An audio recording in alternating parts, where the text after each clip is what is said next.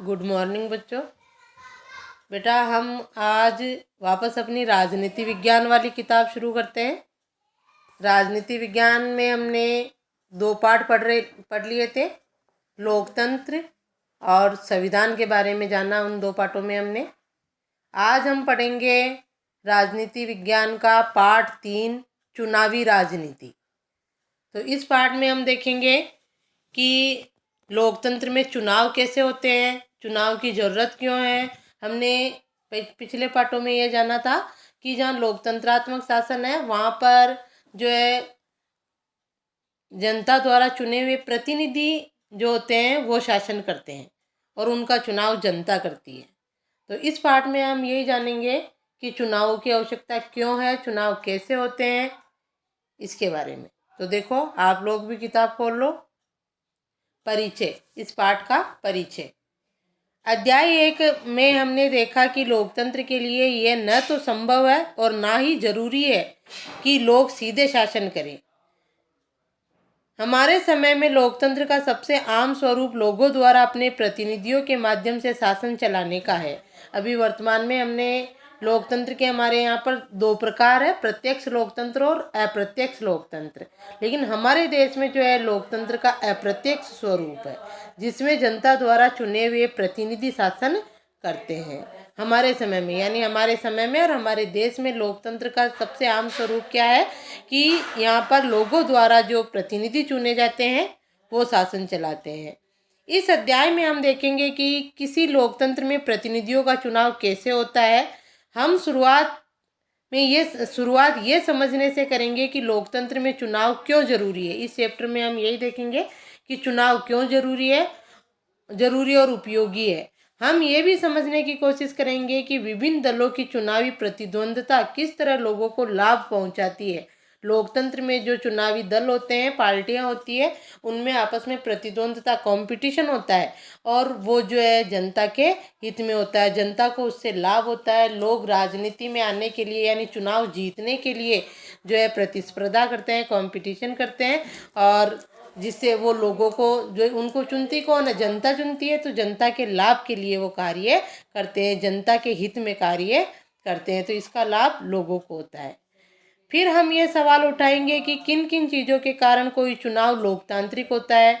इसी के सारे हम लोकतांत्रिक और गैर लोकतांत्रिक चुनाव का अंतर भी समझ पाएंगे। इस पाठ में हम जो है लोकतांत्रिक और गैर लोकतांत्रिक चुनाव के बारे में अंतर भी समझेंगे और हम ये भी समझेंगे कि किन किन चीज़ों के कारण जो चुनाव क्या होता है, लोकतांत्रिक होता है। यानी चुनाव में किन चीज़ों को हम शामिल करें कि चुनाव लोकतांत्रिक होगा। और कई बार चुनाव गैर लोकतांत्रिक भी होता है। तो लोकतांत्रिक और गैर लोकतांत्रिक में अंतर क्या है, ये भी हम इस पाठ में जानेंगे। अध्याय के बाकी हिस्से में हम इन्हीं पैमानों के आधार पर भारत में हुए चुनावों का मूल्यांकन करेंगे। इसी क्रम में हम चुनाव के प्रत्येक चरण यानी विभिन्न चुनाव क्षेत्रों के सीमा निर्धारण से लेकर चुनाव परिणामों की घोषणा तक नज़र डालेंगे। ये चुनाव के लिए सबसे पहले चुनाव के क्षेत्रों की सीमा निर्धारित की जाती है और लास्ट में चुनाव के परिणाम की घोषणा होती है। तो हम चुनाव क्षेत्रों की सीमा निर्धारण से लेकर चुनाव के परिणामों की घोषणा तक का जो है मैटर इस पाठ में हम पढ़ेंगे। हर चरण में हम ये सवाल पूछेंगे कि क्या होना चाहिए और प्रत्येक चुनाव में क्या होता है। अध्याय के आखिर में हम इस सवाल पर विचार करेंगे कि भारत में हुए चुनाव निष्पक्ष और स्वतंत्र ढंग से हुए हैं या नहीं। यहाँ हम निष्पक्ष और स्वतंत्र चुनाव कराने में चुनाव आयोग की भूमिका पर भी विचार करेंगे। भारत में चुनाव कराने के लिए एक चुनाव आयोग होता है, उसकी चुनाव में स्वतंत्र और निष्पक्ष चुनाव में क्या भूमिका होती है, इसके बारे में भी हम जानेंगे। तो ये था हमारे पाठ का परिचय कि हम इस पाठ में क्या क्या पढ़ेंगे। तो अब देखो इसमें सबसे पहला टॉपिक आएगा आपके चुनाव क्यों, कि चुनाव जो लोकतंत्र में क्यों जरूरी होते हैं। देखो लोग तब की सरकार से नाखुश थे, यहाँ से शुरुआत है। तब की यानी जो पहले की थी। लोग तब की सरकार से नाखुश थे, वे देवीलाल के वायदे की तरफ आकर्षित हुए। इसलिए जब चुनाव हुए तो उन्होंने लोकदल और उसके सहयोगी दलों के पक्ष में जमकर वोट दिए। लोकदल और उसकी सहयोगी पार्टियों को राज्य विधानसभा कि 90 सीटों में से 76 पर जीत मिली। लोकदल को अकेले ही 60 सीटें मिली और उसे स्पष्ट बहुमत मिला। कांग्रेस के हाथ अब सिर्फ 5 सीटें लगी। ये चुनाव है, देखो एक बार इसको देखो पहले। ये हरियाणा के विधानसभा चुनाव की बात है। यहाँ देखो हरियाणा के विधानसभा चुनाव में क्या होता है। विधानसभा कहाँ होती है? राज्य में होती है। हरियाणा भी एक राज्य है, जिस प्रकार हमारा राजस्थान भी राज्य है। हमारे यहाँ पर भी विधानसभा के चुनाव होते हैं और हमारे यहाँ विधानसभा में 200 सीटें हैं। यहाँ पर हम हरियाणा की बात कर रहे हैं। देखो हरियाणा के विधानसभा चुनाव। आधी रात के बाद का समय। उत्सुक भीड़ शहर के चौराहे के पास पिछले 5 घंटों से अपने नेता के आने का इंतजार कर रही है। आयोजक भीड़ को बार बार भरोसा दिला रहे हैं कि नेता बस अब आने ही वाले हैं। जब भी कोई गाड़ी पास से गुजरती है तो लोग अपने नेता को देखने की उम्मीद में उठ खड़े होते हैं। उन्हें लगता है कि हमारे नेता आ गए हैं। ये नेता है श्री देवीलाल, हरियाणा संघर्ष समिति के प्रमुख, जो गुरुवार को उस रात करनाल में भाषण देने आने वाले हैं। 76 वर्ष के इस नेता को आजकल जरा भी फुर्सत नहीं है। उनका राजनीतिक कार्यक्रम सुबह 8 बजे से शुरू होकर रात 11 बजे तक चलता है। आज सुबह से उन्होंने 9 चुनावी सभाओं में भाषण दिया है। पिछले 23 महीनों से वे लगातार जनसभाएं कर रहे हैं और चुनाव की तैयारियां कर रहे हैं। ये हरियाणा में विधानसभा चुनाव की तैयारियां हो रही है और नेता है श्री देवीलाल। तो अब देखो देवीलाल के लिए जो है जनता उत्सुक है, क्योंकि वो आज यहाँ पर भाषण देने आने वाले हैं। अब यहाँ से देखो, लोग तब की सरकार से नाखुश थे। उससे पहले की जो सरकार थी उससे लोग खुश नहीं थे। वे देवीलाल के वायदे की तरफ आकर्षित हुए। जैसे अभी जो सरकार चल रही है उससे लोग खुश नहीं थे, तो अब नए चुनाव होने वाले हैं, विधानसभा के प्रत्याशी खड़े हुए हैं। तो एक प्रत्याशी है देवीलाल, वो जो है लोगों से नए वायदे करता है कि अगर मैं जीतूंगा तो आपके लिए ये कार्य करूंगा। तो लोग उसके लिए जो है आकर्षित हुए हैं। इसलिए जब चुनाव हुए तो उन्होंने लोकदल और उसके सहयोगी दलों के पक्ष में जमकर वोट दिए।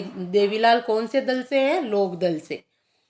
लोकदल और उसकी सहयोगी पार्टियों को राज्य विधानसभा की 90 सीटों में से 76 पर जीत मिली। सहयोगी दल भी होते हैं, जैसे लोकदल मुख्य दल है, उसके साथ के दल है। और हरियाणा विधानसभा में जो है 90 सीटें हैं। जैसे हमारे राजस्थान विधानसभा में 200 सीटें हैं, तो 90 सीटों में से 76 सीटों पर जो है विजय मिली लोकदल को और उसकी सहयोगी दलों को। लोकदल की अकेले ही 60 सीटें मिली। लोकदल को 60 सीटें मिली तो बहुमत हो गया। बहुमत हो जाता है आधे से अधिक में, यानी 46 सीटें किसी एक पार्टी की आ जाती है तो उसी को बहुमत कहते हैं, यानी आधे से एक भी अधिक आ जाती है। तो यहाँ तो लोकदल की कितनी सीटें आ गई? 60 सीटें। उसे स्पष्ट बहुमत मिल गया। कांग्रेस के हाथ सिर्फ 5 सीटें लगी। कांग्रेस पार्टी, जिससे वो नाखुश थे हरियाणा की जनता। चुनावी नतीजों की घोषणा के बाद तत्कालीन सरकार के मुख्यमंत्री ने पद छोड़ दिया। जो कांग्रेस के सरकार थी उसका जो मुख्यमंत्री था उसने जो है पद छोड़ दिया, क्योंकि अब उनका बहुमत नहीं आया। लोकदल के नवनिर्वाचित विधायकों ने देवीलाल को अपना नेता चुना। राज्यपाल ने देवीलाल को नए मुख्यमंत्री के रूप में काम संभालने का निमंत्रण दिया। चुनावी नतीजों की घोषणा के 3 दिन के अंदर वे मुख्यमंत्री बन गए। कौन बन गए मुख्यमंत्री? लोकदल। हरियाणा में लोकदल के जो है देवीलाल विधायक चुनाव जीत गए और देवीलाल जो है हरियाणा के मुख्यमंत्री बन गए। मुख्यमंत्री कौन बनते हैं? जो विधानसभा में बहुमत दल के नेता होते हैं। तो बहुमत किस दल का आया? चुनाव जैसे हरियाणा में 90 सीटें थी, 60 सीटें लोकदल की आ गई और उसमें देवीलाल जो थे 60 सीटों पर जो है चुनाव जीता लोकदल के सदस्यों ने। और लोकदल के उन सदस्यों ने और उनकी सहयोगी पार्टियां जो 76 हो गई, 16 और दूसरी पार्टियां थी वो भी जो है लोकदल के साथ थी। तो उन सब ने मिलकर इसको देवीलाल को अपना नेता घोषित कर दिया, नेता चुन लिया और देवीलाल को बहुमत दल का नेता हो गया अब देवीलाल। और बहुमत दल के नेता को वहाँ के राज्यपाल ने मुख्यमंत्री बना दिया। ये याद रखोगे आप, मुख्यमंत्री कौन बनता है? विधानसभा में बहुमत दल का नेता मुख्यमंत्री बनता है। और मुख्यमंत्री को शपथ कौन दिलाता है? राज्यपाल। अब देखो आगे, मुख्यमंत्री बन गए। घोषणा के 3 दिन के अंदर वे मुख्यमंत्री बन गए। वे कौन? देवीलाल जी। मुख्यमंत्री पद की शपथ लेने के तत्काल बाद उनकी सरकार ने एक आदेश जारी करके छोटे किसान, खेतिहर मजदूर और छोटे व्यापारियों के बकाया ऋणों को माफ कर दिया। उनकी पार्टी ने राज्य में 4 वर्षों तक शासन किया। अगले चुनाव 1991 में हुए। इस बार उनकी पार्टी को लोगों का समर्थन नहीं मिला। कांग्रेस पार्टी ने चुनाव जीता और सरकार बनाई। अब वापस दोबारा चुनाव हुए, लोकदल की सरकार बनी थी, उसमें 4 वर्षों तक उन्होंने शासन किया। अगला चुनाव हुआ, फिर दोबारा चुनाव हुए, लेकिन उन्होंने अच्छा कार्य किया था, जैसे छोटे किसानों के लिए, खेतीहर मजदूरों के लिए, व्यापारियों के बकाया ऋण को माफ़ कर दिया, ये सारे कार्य किए। लेकिन फिर भी अगले चुनाव में जो है उनकी पार्टी को समर्थन नहीं मिला, लोकदल की सरकार नहीं बनी और वापस कांग्रेस पार्टी ने चुनाव जीता और कांग्रेस पार्टी की सरकार बन गई।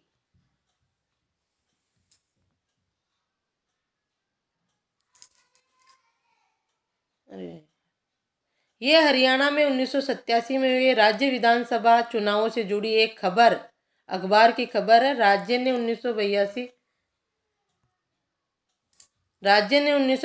से कांग्रेस पार्टी की अगुवाई वाली सरकार थी। तब विपक्ष के नेता चौधरी देवीलाल ने न्याय युद्ध नामक आंदोलन का नेतृत्व किया और लोकदल नामक अपनी नई पार्टी का गठन किया। उनकी पार्टी ने चुनाव में कांग्रेस के खिलाफ अन्य विपक्षी दलों को मिलाकर एक मोर्चा बनाया। अपने चुनाव प्रचार में देवीलाल ने कहा कि अगर उनकी पार्टी चुनाव जीती तो वे किसानों और छोटे व्यापारियों के कर्ज माफ कर देंगे। उन्होंने वायदा किया कि यही उनकी सरकार का पहला काम होगा और उन्होंने सरकार बनाने के बाद ये पहला काम भी किया। छोटे किसानों के लिए, छोटे व्यापारियों के लिए उन्होंने जो है उनका कर्ज माफ कर दिया और उनके लिए काफ़ी कार्य भी किए। तो उनके इन वायदों से जो है लोग उनकी तरफ आकर्षित हुए और उनको जो है चुनाव जिता दिया और मुख्यमंत्री बना दिया। लेकिन अगले चुनाव जब हुए 1991 में, अगले चुनाव 1991 में हुए तो लोगों ने लोकदल यानी देवीलाल को वापस समर्थन नहीं दिया और फिर से कांग्रेस पार्टी की सरकार बन गई। ठीक है, 1982 से 1987 तक कांग्रेस की सरकार थी, फिर 87 से 91 तक लोकदल की सरकार थी और फिर 1991 में नए चुनाव हुए तो वापस कांग्रेस की सरकार आ गई। अब देखो, ये तो एक भूमिका थी कि कैसे हरियाणा विधानसभा के चुनाव हुए और सरकार बदली। जगदीप और नवप्रीत ने इस कथा को पढ़ा और निम्नलिखित निष्कर्ष निकाले। क्या आप बता सकते हैं कि इनमें कौन से निष्कर्ष सही है और कौन से गलत, या फिर इस कथा में दी गई सूचनाओं के आधार पर सही गलत का फैसला नहीं हो सकता। पहला देखो, चुनाव से सरकारी नीतियों में बदलाव हो सकता है।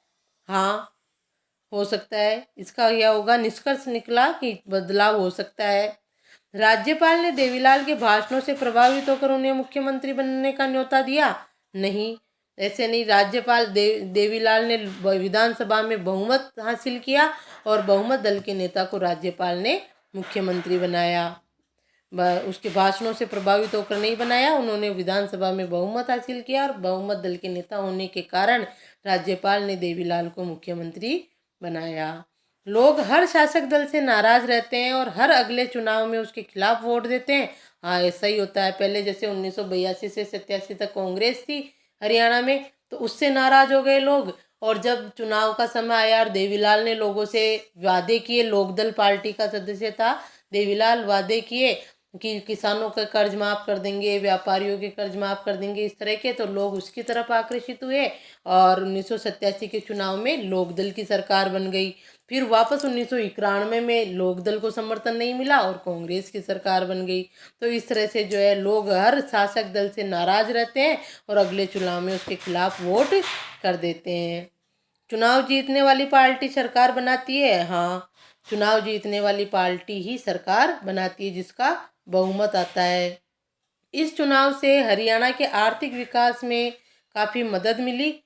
तो हाँ, चुनाव में जैसे एक ही पार्टी सत्ता में होती है ना, तो वो निरंकुश होने लगती है। जब पार्टियां बदलती रहती है लोकतंत्र में तो उसका विकास, उस राज्य या देश का विकास होता है।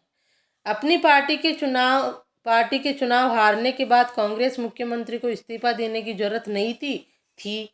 अब अपने पढ़ा ना, कांग्रेस का बहुमत नहीं आया तो वहाँ के तत्कालीन मुख्यमंत्री ने इस्तीफा दे दिया और नए मुख्यमंत्री ने जो है पद ग्रहण कर लिया। तो अपनी पार्टी के चुनाव हारने के बाद कांग्रेस मुख्यमंत्री को इस्तीफा देने की जरूरत थी। और उन्हें इस्तीफा देना पड़ा था। अब अगला टॉपिक रहेगा हमारा चुनाव की ज़रूरत क्यों, इसको हम अगले वीडियो में देखेंगे। तो ये हरियाणा विधानसभा का वर्णन पढ़ के आप अपने राजस्थान विधानसभा से भी इसकी तुलना कर सकते हो। क्या आपको मालूम है आपके राज्य में विधानसभा के पिछले चुनाव कब हुए? अभी 2018 में हुए थे अपने। आपके इलाके में पिछले 5 वर्षों में और कौन कौन से चुनाव हुए? तो हमारे इलाके में तो 5 वर्षों में सारे चुनाव हो गए, पंचायती राज के हो गए, ये नगर निगम के, इनके सरपंचों के सारे चुनाव हुए हैं। इन चुनावों के स्तर राष्ट्रीय विधानसभा या पंचायत वगैरह है। राष्ट्रीय चुनाव में लोकसभा के चुनाव होते हैं, राज्य स्तर के चुनाव में विधानसभा के चुनाव होते हैं और स्थानीय स्तर पर पंचायत वगैरह के होते हैं।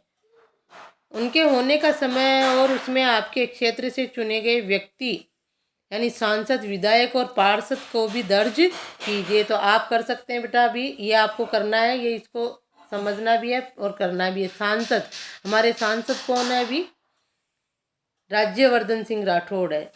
और हमारे विधायक कौन है? सांसद यानी एमपी राज्यवर्धन सिंह राठौड़, और हमारे विधायक यानी एमएलए श्री लालचंद कटारिया, और पार्षद हमारे यानी हमारे सरपंच है। जैसे हमारे यहाँ सरपंच है निवारू क्षेत्र में, तो सरपंच का नाम जो भी है सुरेंद्र शर्मा है। निवारू के सरपंच का नाम, आप जिस क्षेत्र में रहते हो या गांव में रहते हो तो वो सरपंच आएगा है। तो इसको भी आप समझने का प्रयास करें। और इन सब का चुनाव जो है 5-5 वर्ष के अंतराल में होता है। तो इस पाठ को आज मैंने आपको पीडीएफ भी भेजा है। इस पाठ का पीडीएफ खोलें और पाठ को पढ़ें। आपके पास किताब है तो किताब से पढ़ें,